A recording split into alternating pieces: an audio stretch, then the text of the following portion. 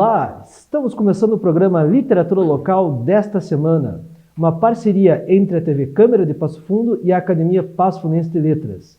E hoje nós vamos falar aqui sobre o centenário de um dos maiores poetas da história do Rio Grande do Sul. E para conversar sobre ele, eu trouxe aqui o professor e que também é pajador, Alexandre da Rosa Vieira. Seja muito bem-vindo, Alexandre. Muito obrigado, Aleixo. Obrigado, comunidade Passo Fundo, a gente ter a oportunidade de estar novamente no programa.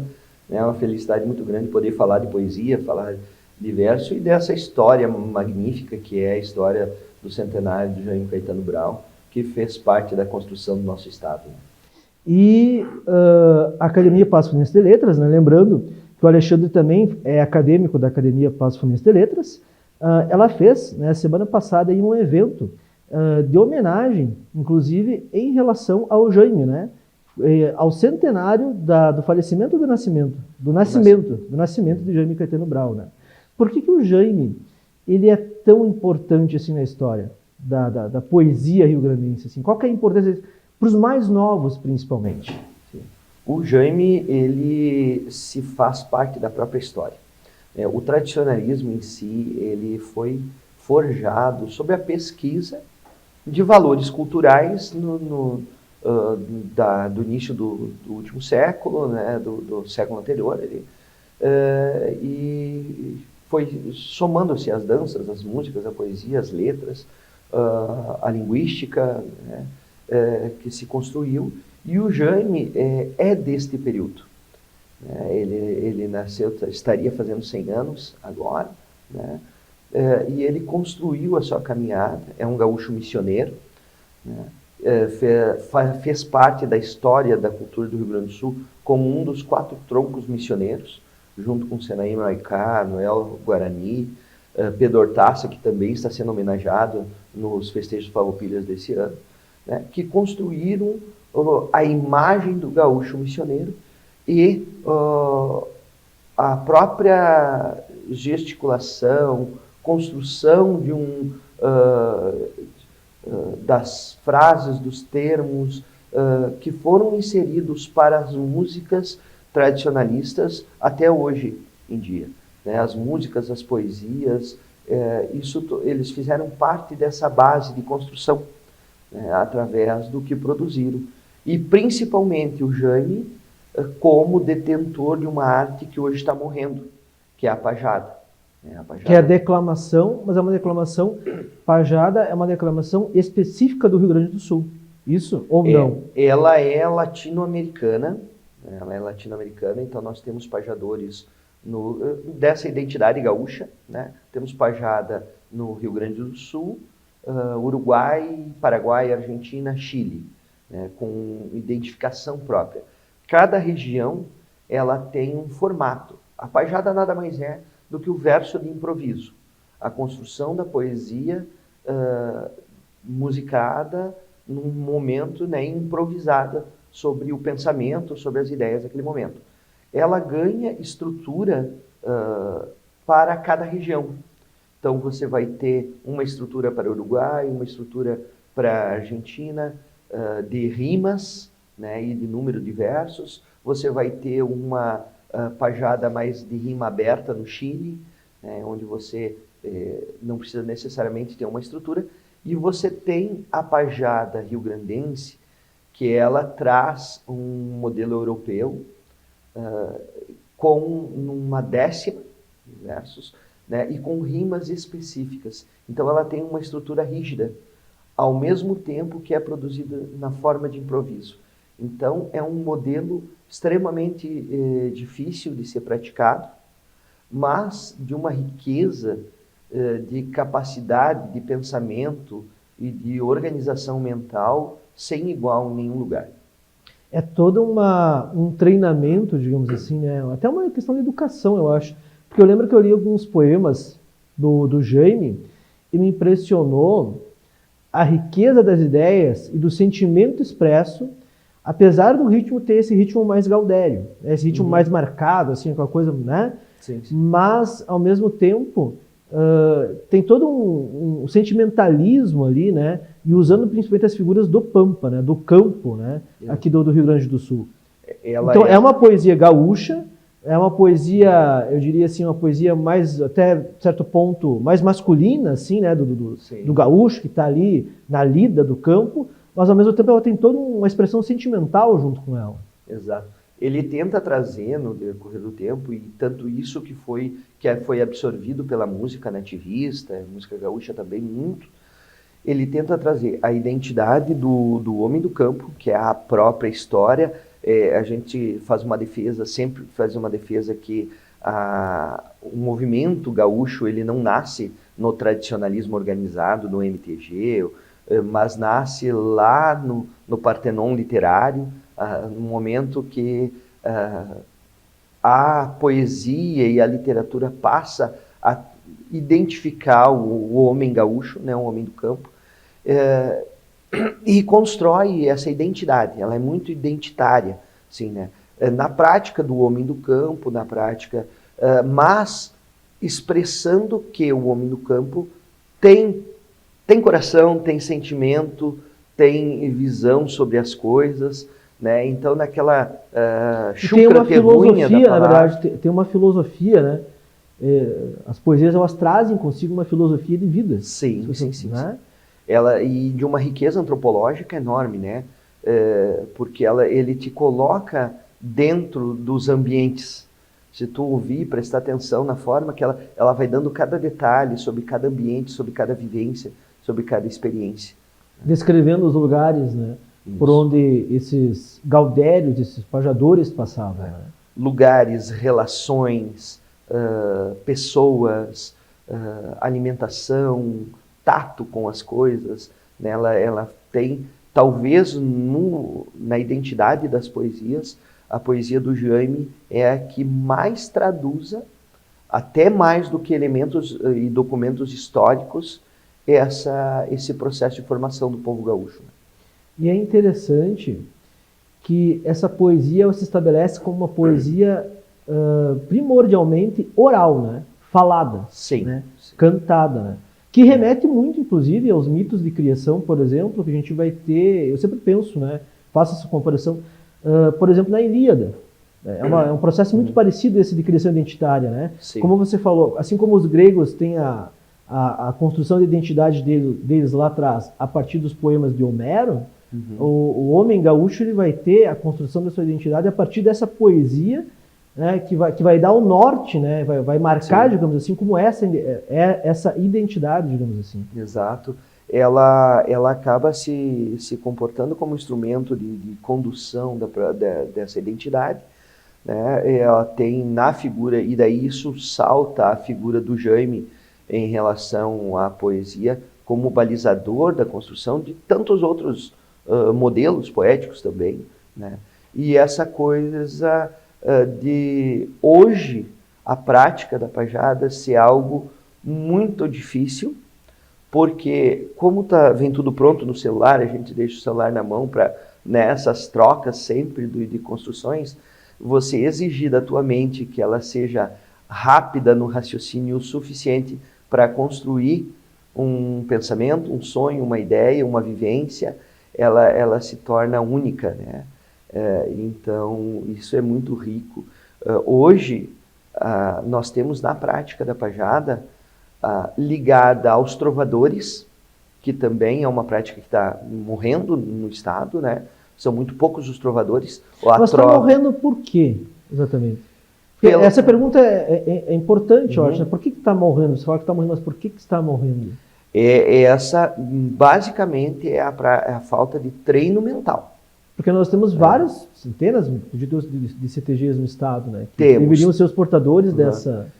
Hoje, se você olhar para o cenário dos trovadores do estado, por exemplo, que são quem trabalham com a rima improvisada, né? É mais musicada, mas é a rima de improviso. Você tem pouquíssimas gerações que se renovam, porque demanda um certo talento, né? Você tem que ter estar adaptado à prática da linguística, né? À prática da comunicação, e você conseguir estimular o teu cérebro de tal forma que transforme o pensamento em palavra. E o celular impede muito hoje isso. As tecnologias em si, estamos falando do celular, né? Mas a juventude, você pegar a juventude e fazer com que ela produza de forma rápida, essencial e imediata, essa geração tem uma dificuldade muito grande em produzir isso. Existem. A capacidade humana de fazer isso ainda é latente, com certeza, mas ela precisa ser estimulada. Mas aí que vem, de repente, a construção de mais projetos no sentido de estimular isso, né? Porque sempre que falam das gerações mais novas, que elas não têm essa, né, disposição, eu sempre penso comigo assim, bom, mas eles não é que talvez não tenham essa disposição, mas às vezes eles não têm o espaço e eles não sabem. O espaço Muitas e o vezes eles não sabem. Exato. Né? E se você não sabe, se alguém não te mostrar, você não vai saber, né? É o mesmo caminho do causo. No meio da prática do tradicionalismo, se deu muita evidência para práticas coletivas, como a dança, né, a música, os conjuntos musicais, que tem outros elementos além do tradicionalismo. O tradicionalismo é uma única corrente de prática dentro da tradição gaúcha. E qual que seria essa corrente? Nós temos o nativismo, nós vamos ter o regionalismo de cada espaço, nós temos práticas, as culturas populares, num âmbito mais extenso, que vivenciam essas manifestações gaúchas, vamos dizer assim, e cada uma alinha melhor com a sua comunicação, com a sua região, com o seu espaço. E esse espaço da poesia, ele está dentro do movimento, muito forte ainda. Depois da dança, a declamação é o segundo movimento mais forte. No entanto, ele está totalmente direcionado no tradicionalismo à competição. E a competição exige uma capacidade mental também de resiliência muito grande daqueles que querem competir. Né? Dedicar treinamento, pensamento e dinheiro para ganhar apenas um troféu. Né? Ela é coletiva, a poesia, a declamação, a gente pode dizer que ela é uma prática coletiva em seu fim, né, em seu momento final, mas ela também é todo um exercício solitário. Né? Ele é um exercício de solidão, porque a poesia ela sempre vai ser alguma coisa relacionada à solidão, à contemplação, né? Para depois ela ser mais coletiva. Talvez esteja faltando um incentivo a esse cultivo da própria solidão. Né? Não sei se o meu raciocínio é coerente ou não. Não, é coerente. Mas é porque por exemplo, tu vai ler um poema, né? A leitura é um exercício solitário. Né? Aprender a declamar um poema é um exercício solitário. Né? O gaúcho tem uma prática... E a solidão que o gaúcho anterior tinha. Exato.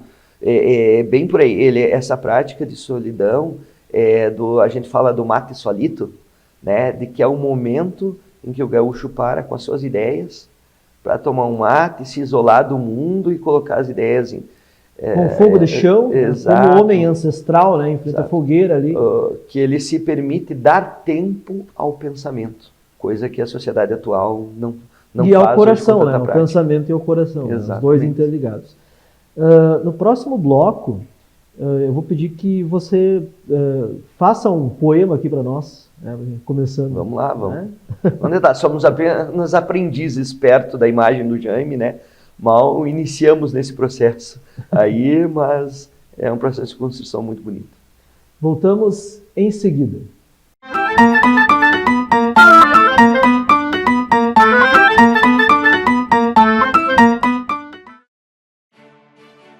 A Câmara de Vereadores é a Casa do Povo. Aqui são criados, votados e aprovados os projetos de lei que definem o rumo e o futuro do nosso município. A Câmara de Vereadores também exerce a função fiscalizadora, supervisionando as ações e decisões do Poder Executivo. Faça parte das decisões. Quando a comunidade participa, a cidade cresce.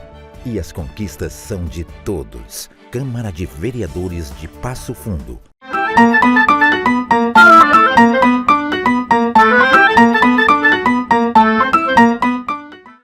Nestes dias de frio, onde o aconchego do pala se faz força de maulas para combater esse bril, se passa um arrepio lembrando de versos guapos, onde o gaúcho, de fato, se encontra em pensamento e elimina seu tormento, abraçando o irmão de fato. É aqui que encontramos um jeito todo especial. É um certo ritual que se traz pelas letras e se organizam as paletas de cores do pensamento, e em tal rico momento o gaúcho se inebria de força e alegria para expressar seu sentimento. Jaime Caetano Brown, né? Não, essa é minha, fiz É agora sua? de improviso. Improviso? Mas É isso aí, olha, né? meus parabéns. Bem- Agora então, começamos então o segundo bloco do programa aqui com o improviso do Alexandre. Olha que Sempre interessante. inspirados em Jaime Caetano Brown, né? Aham. É claro que o verso dele é de uma riqueza de terminologias campeiras muito mais grandiosa, que na escrita a gente até consegue expressar com mais tranquilidade, mas no verso, assim, no improviso, na frente da câmera, na câmera tem que se desdobrar, né? Mas meus parabéns, isso que você fez agora deu um exemplo perfeito do que é ser um pajador, né? Fazer essa improvisação, né? Exatamente. A pajada no Rio Grande do Sul, ela é sempre acompanhada do ritmo de milonga. Então é um ritmo do coração mesmo, como tu falaste antes. Né? Aquele ritmo, andante, né? Caminhante, como reflexivo, na verdade. Reflexivo, Eu consigo até ouvir aqui o violão, né? Exato. Mas também você não se sentiu ofendido por eu ter achado que era Jaime Caetano Brown. Mas de jeito nenhum. E até preparei aqui, Pelo contrário, a gente não trouxe exemplares dos livros, que são muitos livros do Jaime, inclusive na Biblioteca Municipal de Passo Fundo, a comunidade que quiser acessar, nós temos a coleção completa dos livros, inclusive a coletânea que foi pós-mortem, com todas as poesias do Jaime à disposição da comunidade. A gente já fez um estudo na biblioteca, então tem muito material do Jaime lá que as pessoas podem conhecer, podem buscar. Falar isso, né? Dentro das poesias, mas a gente trouxe o celular, né? A gente está falando, a gente também tem que usar os instrumentos. Usando, né? Exatamente, os instrumentos para trazer a cultura, né? De fato. Uma das poesias mais conhecidas do Jaime é uma poesia muito criticada, até por outras gerações, por trazer essa identidade masculina, mais focada no masculino, e não digo depreciar, mas fazer da imagem da mulher uma imagem secundária. Mesmo assim, a gente estudando essas questões, que é do tempo e período, né? Nós nunca podemos esquecer o tempo que a poesia... No meu caso, pelo menos assim, eu fico pensando, tá, se a gente vai eliminar a literatura antiga, em primeiro lugar a gente vai começar eliminando Aristóteles, porque, né, que era um cerne da civilização ocidental, que foi um dos primeiros, inclusive, o primeiro sujeito a escrever sobre poesia, na poética dele, um dos primeiros filósofos, pensadores que escreveu sobre poesia, porque na época da Grécia a figura da mulher também era totalmente secundária, né? Eles tinham um conceito assim totalmente que hoje seria considerado machista. Vamos eliminar também Monteiro Lobato, porque ele tinha preconceito racial, né? Vamos eliminar também, como queriam fazer nos Estados Unidos esses tempos atrás, Herman Melville, né? Ali por causa do autor de Moby Dick, porque ele incita a caça às baleias, que estão em extinção hoje. Sim. Já havia um movimento que queria tirar os livros do Moby Dick das bibliotecas, porque tem caça à baleia no livro. Então, quer dizer, é muito mais interessante contextualizar, né? Exato. Eu sempre digo assim que uma obra de arte, há algum tempo atrás, houve um movimento de derrubada de estátuas de ditadores pelo mundo. Né? Eu lembro. Eu me posicionei e fui criticado muito por ser contra. Porque o que eu penso? Eu acho que há necessidade de, sim, se fazer uma outra intervenção artística para poder se estudar o que aquela pessoa representou ou deixou de representar para o mundo, mas não esquecê-la. porque a gente aprende nos bons e maus momentos, né? Então, essa situação de conhecer uma poesia que talvez tenha uma identidade mais masculina ou mais feminina, ela também vai te ajudar a construir a evolução do diálogo humano, né? Até, por coincidência, agora tu traz Aristóteles. Hoje, a minha filha mais nova está interpretando no teatro, na escola, Etípia. Sim. Ela foi uma representante feminina que se baseou nos estudos de Aristóteles, né? Filha do último grande curador da Biblioteca de Alexandria. E com um trabalho filosófico, geográfico, inclusive, muito grande, e também uma inserção na poesia incrível, com a identidade da mulher e com os estudos de Aristóteles, baseado em Aristóteles. Então, essas trocas, elas são importantes de acontecerem sempre. Comunicação cultural, conversa entre gerações, justamente até para não repetir o passado, não se deve esquecê-lo, né? Exato. A sua filha, que é a Glória. A Glória é a mais nova, é de 10 anos. Eu tenho que trazer elas aqui uma hora dessas para a gente fazer um programa com elas, né? Que elas também são, não sei como é que se chama, são pajadoras? Que se diz? São declamadoras. Declamadoras. Elas são declamadoras, são do teatro, são da dança, na verdade, elas são tradicionalistas, porque elas não fazem uma única prática do tradicionalismo, só a dança, ou só uma coisa, ou só outra. Elas, desde cedo, a gente ensinou elas a viverem o tradicionalismo como um todo, para aprender, enquanto cultura popular, que o tradicionalismo gaúcho não está dentro dos muros do CTG, e sim na cultura do povo, né? Claro, claro. Mas, desse jeito, me permita, a um buchincho certa feita, eu fui chegando de curioso, que o vício é que nem sarnoso, nunca para nem se ajeita. Baile de gente direita, eu vi de pronto que não era. Na noite de primavera, gaguejava a voz de um tango, e eu sou louco por fandango, que nem pinto por quirera. Atei meu baio longito, num gualho de guamirim. Desde guri eu fui assim, não brinco nem facilito. Em bruxas não acredito, pero que las hay. Eu sou da costa do Uruguai, meu velho pago querido, e por andar desprevenido, tem muito guri sem pai. No rancho de Santa Fé, de pau a pique, barreado, num trancão de convidado, eu me atreverei de banzé. O chinaredo, a bola a pé, num ambiente fumacento, um candeeiro bem no centro, num lusco-fusco de aurora, para quem chegava de fora, pouco enxergava ali dentro. Dei de mão numa tiangaça que me cruzou no costado. E já saí entreverado entre a poeira e a fumaça. Oi, galestina lindaça, morena de toda a crina, dessas da venta brasina, com cheiro de lixiguana, que quando ergue uma pestana, até a noite se ilumina. Vamos por esse pedaço, em razão do próprio tempo, mas essa... Até a noite se ilumina, ficou legal. Não, e o linguajar, por isso que eu digo assim, é um linguajar também, a gente precisa notar, me permite fazer essa observação, sim. Que tem toda uma complexidade própria do meio. Exato. Então tu precisa tu precisa adquirir esse dicionário, digamos assim, para conseguir...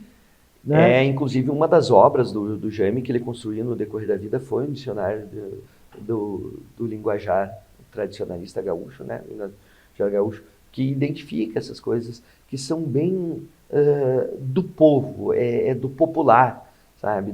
Quando você fala em China lindaça, do contrário que se pensa que você está ofendendo por chamar de China, chinoca, neste tempo e neste momento histórico, era um elogio, era um espaço de elogio, de valorização da mulher gaúcha, né? E são detalhes que tu traz. Se hoje nós formos numa festa, num ambiente, e vermos uma mulher bonita, muito bem vestida, adaptada aos moldes da sociedade deste momento, os homens ou as mulheres ou quem seja vão tecer elogios a essa pessoa, né? Na terminologia de hoje. Neste período também era isso, era essa identificação, né? E contando uma história muito profunda e com uma riqueza de detalhes. Veja, o porquê amarrar o cavalo num galho de guamirim, sabe por quê? Não. Fácil de tirar se der um buchincho. Buchincho Exato, o né? buchincho que é a peleia. Tu vê, é fácil, deu problema, a saída Só é por puxa. aqui, só puxa e você vai. Sabe? Então, você acaba conhecendo da realidade do ambiente naquele linguajar, naquele momento, né? E essa é a riqueza de fazer de Jaime, que identificou o Rio Grande do Sul, até por coisas que hoje são, no meio tradicionalista, alguns enigmas, como o uso da boina, da alpargata, que é identitário da região missioneira. Você vai ver nos troncos missioneiros essa identidade regionalista, do uso da boina, do uso da alpargata, que está muito mais próximo à fronteira argentina também. Então, você aproxima, você tem uma proximidade com a chacareira, né, que você tem a família Guedes hoje, muito forte na música nessa região, trazendo a identidade missioneira, né, e que fazem parte do gaúcho.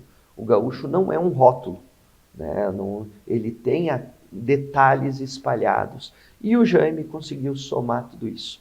Por isso, o decreto no final do ano do governo do estado, declarando 2024 o centenário de nascimento do Jaime. Ele nasce em janeiro, 30 de janeiro, se não estou enganado, e vem a falecer em julho, né? Nós deixamos esse nosso momento das homenagens mais próximo à data de falecimento dele, que é 8 de julho, né?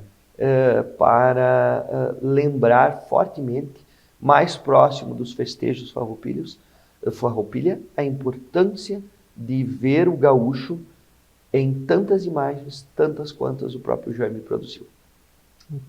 E é um aprendizado, como eu falei, o domínio dessa linguagem todo também consiste no aprendizado, um treinamento linguístico. Isso que eu acho interessante, porque quando eu ouço você falando, sabe que o Raul Seixas ele dizia que Genival Lacerda era uma continuidade de Elvis Presley, né? Alguma coisa assim, né?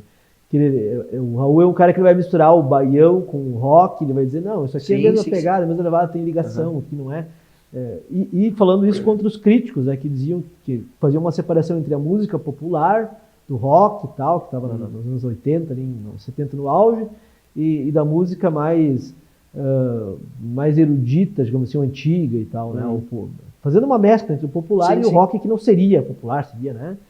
E eu fico pensando assim comigo que na poesia, quando eu ouço a poesia do Jaime, ou essa técnica que você fez ali de improviso do pajador, eu sempre me vem à cabeça Homero, a linguagem oral dos antigos gregos, né? Sim. Essa questão de você, e até essa construção da figura do guerreiro, da imagem do guerreiro, da exaltação da mulher, da beleza feminina e tudo mais, parece que tem toda uma ligação, né, em relação a essa construção identitária. Eu acho isso uma coisa muito interessante, porque assim como a tradição antiga era falada, né, parece-me muito que a tradição gaúcha ela também faz um resgate dessa tradição falada, dessa poesia dos primórdios. E parece por isso que parece que é tão viva, porque é legal você ouvir. A gente está muito acostumado a ler, mas a gente se desacostumou de ouvir isso, né? A mescla cultural ela é tão interessante da formação do povo gaúcho, porque ela traz essa evidência europeia muito forte, vivida por portugueses e espanhóis, né, que formataram o início da colonização e que viveram fortemente as referências greco-romanas, né, e ela se reencontra com a história do povo gaúcho originário, né, no que se constrói com as tribos guaranis, pampeanos, minuanos, caigangues. Então ela encontra na origem do povo gaúcho, que é a mistura do povo originário com esses primeiros europeus aqui, e unem a imagem greco-romana nessa construção. E é de uma riqueza assim, que tem muito a dizer e a fazer pela sociedade. Porque se tu tens um instrumento como a pajada, que hoje Nós temos como grande referência Pedro Júnior da Fontoura, um literato, professor de literatura, pajador, declamador de Caxias do Sul.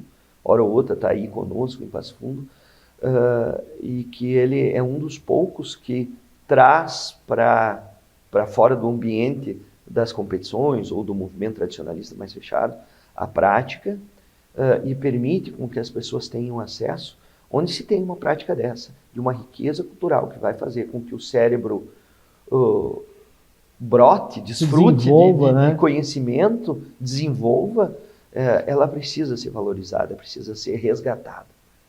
Com certeza.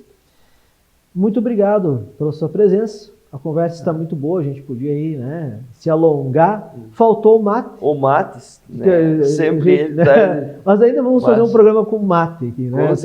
Tomando chimarrão.